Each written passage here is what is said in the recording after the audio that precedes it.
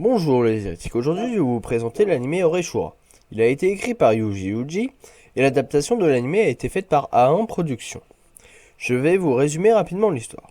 Eta Kido rentre dans une école secondaire pour pouvoir assister à l'école de médecine. Ses parents ayant divorcé, il vit chez sa tante. Il veut avoir de très bonnes notes, donc il passe son temps à travailler et il fuit toute relation amoureuse. Mais un jour, Masuzu Natsukawa l'invite à l'accompagner sur le chemin de sa maison.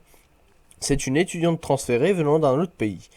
Sur le chemin, elle lui explique qu'elle en a marre que beaucoup de garçons lui avouent leur flamme. Donc elle a décidé de faire un faux couple avec Etta, en faisant semblant de sortir ensemble.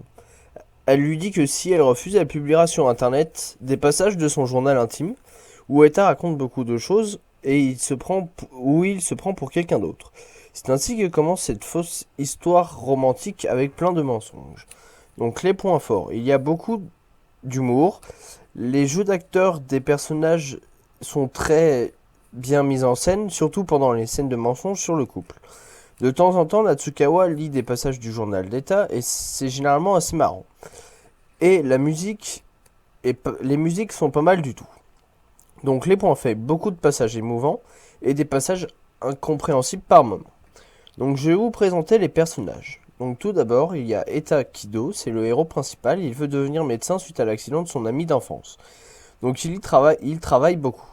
Il s'appelait Burning Fighting Fighter dans son journal, il croit aux vies antérieures.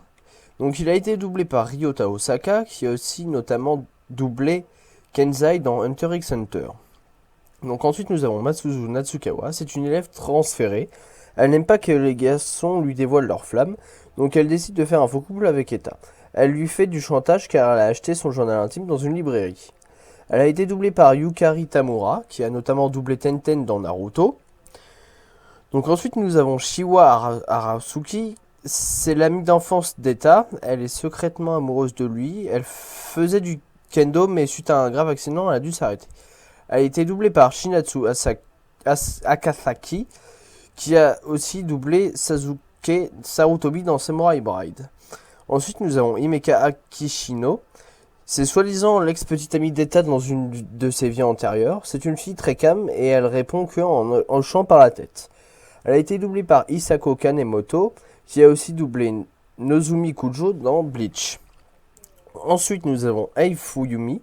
C'est une amie d'enfance d'Etta qu'il a oublié. Elle a un papier disant qu'ils vont se marier quand ils auront l'âge pour le faire. Elle fait partie de la commission de l'étudiant dans le lycée. Elle ment sur le fait qu'elle est un petit ami à l'université. Et elle a été doublée par Aika Yano, qui a notamment doublé Mayaka Ibara dans Yoka. Pour la fin, donc c'est assez spécial. Pour ma part, je m'y attendais un peu, mais pas pour tout. Il y a une possibilité d'une saison 2, mais comme beaucoup d'animés, on ne peut pas savoir. C'est sur ces mots que je vous laisse et je vous dis à bientôt dans la prochaine vidéo qui sera sûrement sur Nisekoi. Et abonnez-vous, bande d'hérétiques.